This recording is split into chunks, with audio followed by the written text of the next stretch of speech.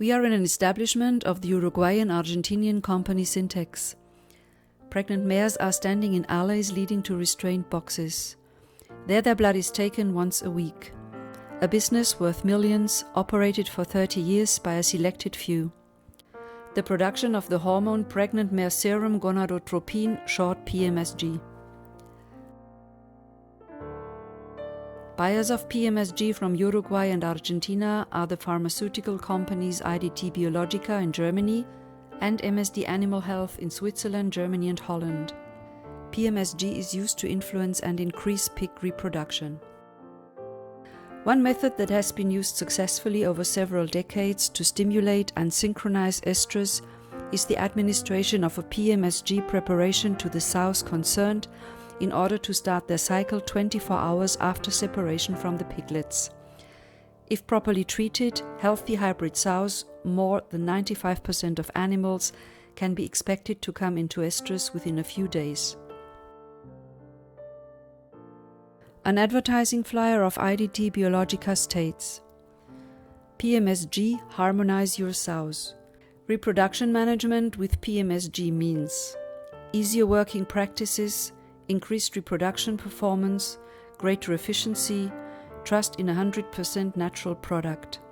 For the farmer this means a reduction of unproductive days, easier planning of working hours, all thanks to the natural product PMSG. MSD Animal Health defines its business philosophy as follows. Our goal is to win the trust of our customers day after day on the basis of our slogan, the science for healthier animals. The reality looks different.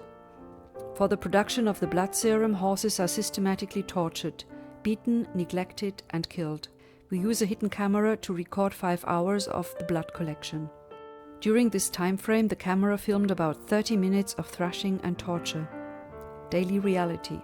With heavy wooden boards, the horses are hit over the head and in the face. With whip-like electric prods, they are beaten and prodded. A worker kicks a completely exhausted mare in the face with his foot after blood collection until she collapses and remains on the ground.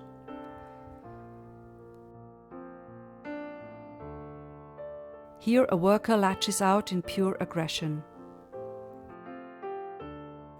Even when exiting the blood-drawing stall, the horses are mistreated. Mares which do not get pregnant anymore but survived the years of blood extraction are turned into profit one last time by selling them to one of the EU-certified slaughterhouses. Their meat then ends up on European plates. Their fowls are usually never born. They die inside their mothers due to the repeated blood extraction or abortion. The Tierschutzbund Zuerich and the Animal Welfare Foundation traced the blood business and investigated in Uruguay and Argentina.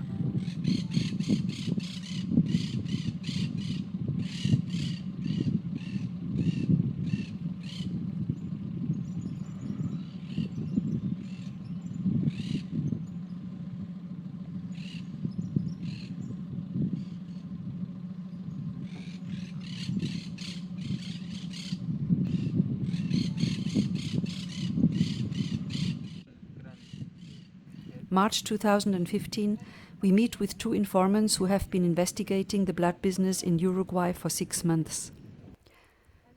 They show us the location where they discovered many bones and a dead mare last September. The pasture belongs to the nearby blood farm Don Ramon. There, the veterinarians Fernando Perdigon and Gabriel Maruri produced until recently blood serum for Europe.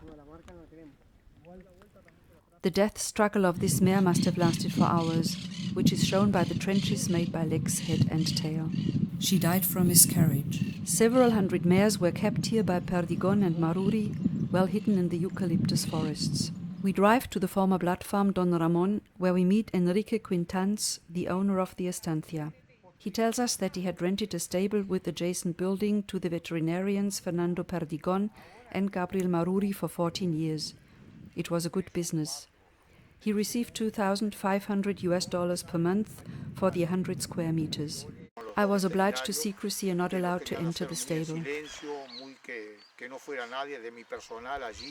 We want to know what happened, if he had seen the mares or fowls. There were always about 60 mares in the production at the same time. 300 to 400 mares were on the woodland pastures nearby. I hardly ever saw fowls. They were aborted or died as a result of the blood extraction. Mares that did not get pregnant anymore were brought to the slaughterhouse clay. The blood collection took place at night when it was cooler and the risks of neighbors seeing something was smaller. After 14 years, the veterinarians had to close the blood farm because neighbors reported them to the police.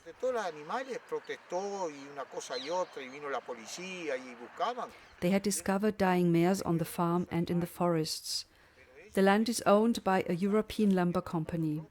They terminated the lease contract because they did not want to let their lumber business be soiled by the blood business. Enrique Quintans tells us that Fernando Perdigon has moved to a more remote area, about 40 minutes away, where he continues to produce PMSG without disturbance. It is important to him to stress that the blood was always taken at night, probably because of the colder temperatures, but also to avoid being discovered. Enrique Quintans is currently renovating the stable. During the first visit in September 2014, traces of the blood business could still be found all over.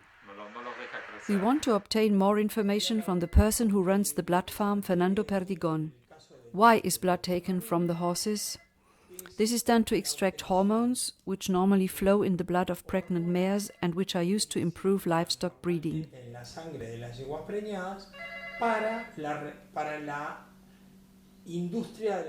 Who controls the business?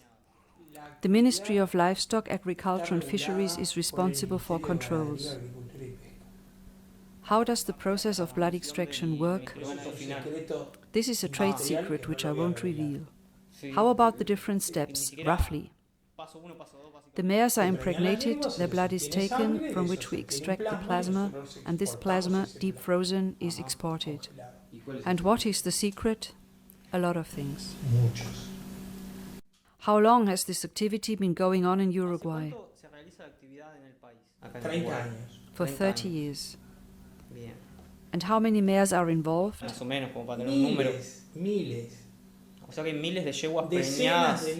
Thousands, tens of thousands. 10,000 in the whole country?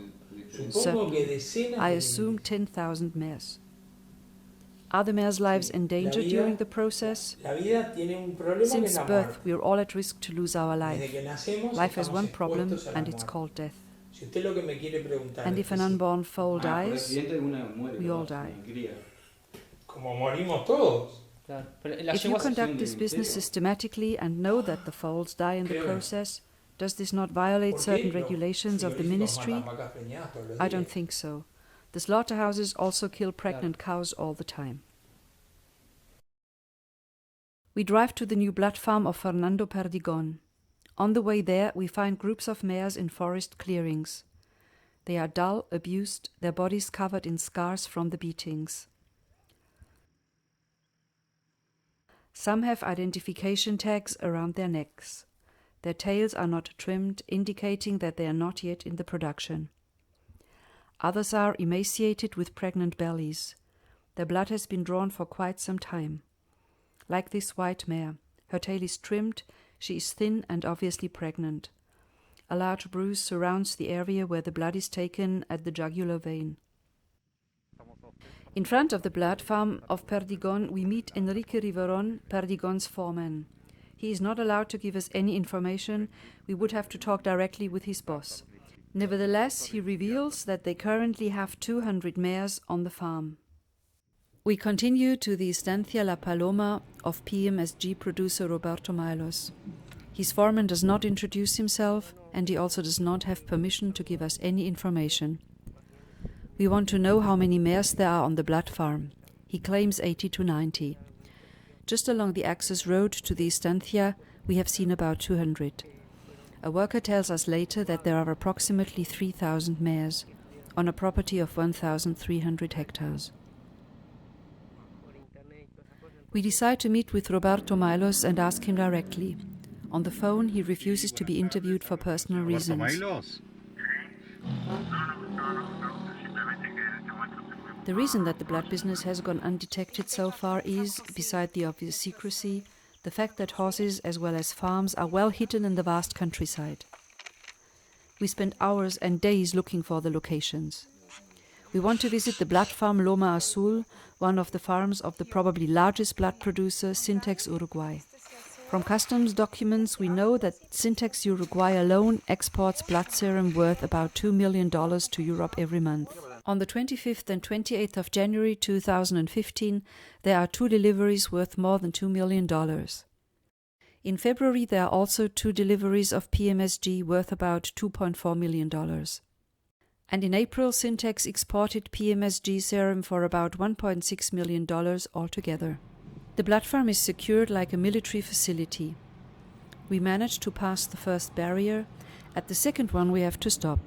We are told to contact the manager. Manager Alejo Menchaca does not want to meet us either, even less provide information. Sí, buenos días. Con el doctor Alejo Menchaca, por favor, de parte de... From a worker, we learn that they currently keep 3,600 mares at different locations on a total of 1,600 hectares, mostly in plantation forests. For the forest owners, it is a good deal. The mares keep the underbrush low. For the blood farmers, it is an ideal hiding place, impossible to control. We want to ask a government official who is responsible for the control of the blood business and arrange a meeting with Dr. Mero Cabanas, president of the National Animal Welfare Committee. We would like to know how many companies are involved in the blood business, who is inspecting them, and where the blood serum is exported to. Dr. Cabanas confirms that the blood business has economic importance and that the blood serum is extracted for European pharmaceutical companies. He does not know who is making the profit. The inspections should be carried out by the Ministry of Livestock, Agriculture and Fisheries, as the blood products are all exported.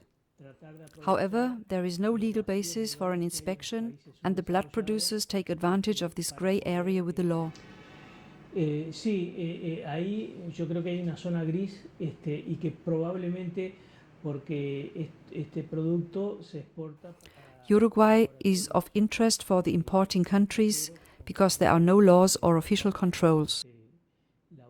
We asked Dr. Cabanas, as a veterinarian, what consequences a frequent blood extraction could have for the mares. Pueden generar condiciones de anemia o pueden llegar incluso en situaciones de estrés. They gradually become anemic, suffer from stress, their immune system is weakened, and the number of miscarriages increases. The blood extraction continues until the mares do not get pregnant anymore. They are then sent to the slaughterhouse. Dr. Cabanas puts us in contact with the Ministry of Livestock, Agriculture and Fisheries.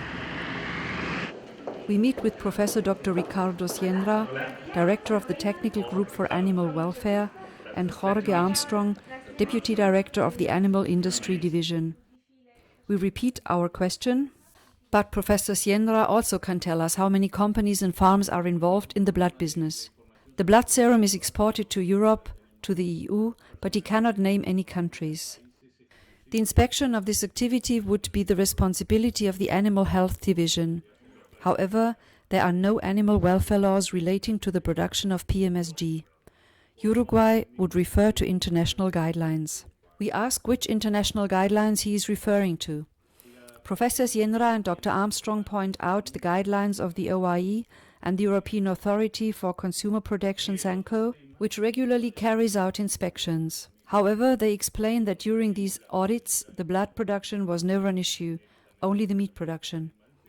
We continue to ask questions, and Dr. Sienra admits that he has no knowledge of national or international regulations he could apply.